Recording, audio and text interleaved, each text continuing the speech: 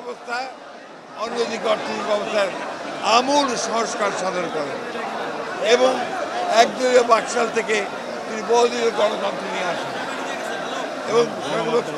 এবং সংবাদপত্রের স্বাধীনতাকে তিনি নিশ্চিত করেন। সেখানে মাত্র 4টি সংবাদপত্র ছিল, সেটাকে তিনি মুক্ত করে দেন।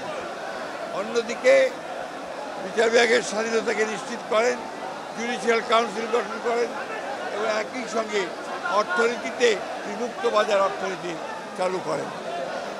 এই হয়েছিল শুরু বাংলাদেশের অগ্রযাত্রা। বাংলাদেশকে একটি সমৃদ্ধ, সুখী, গণতান্ত্রিক রাষ্ট্র হিসেবে নির্মাণ করার জন্য শহীদ জিয়াউর রহমান যে ভিত্তি স্থাপন করেছিলেন, সেই ভিত্তি পরবর্তীকালে বাংলাদেশকে সামনের দিকে এগিয়ে নিয়ে যায়।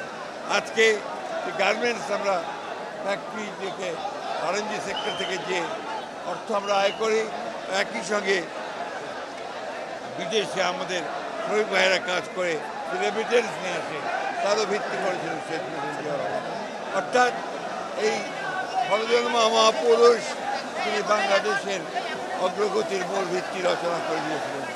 সেই জন্যেই আজকের এই দিনটি শুধু বিএনপি নয়, বাংলাদেশের স্বাধীন চেতা মানুষের কাছে, গণতন্ত্রকামী মানুষের কাছে অত্যন্ত একটা গুরুত্বপূর্ণ দিন।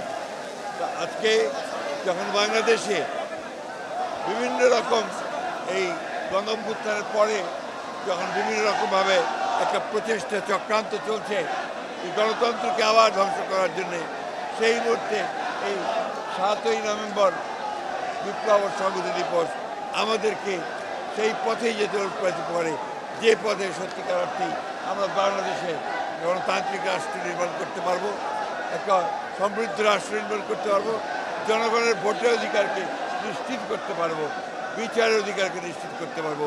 সেই লক্ষ্যেই বাংলাদেশ এগিয়ে যাবে, বিএনপি এগিয়ে যাবে, আমরা সেই লক্ষ্যেই কাজ করে যাব।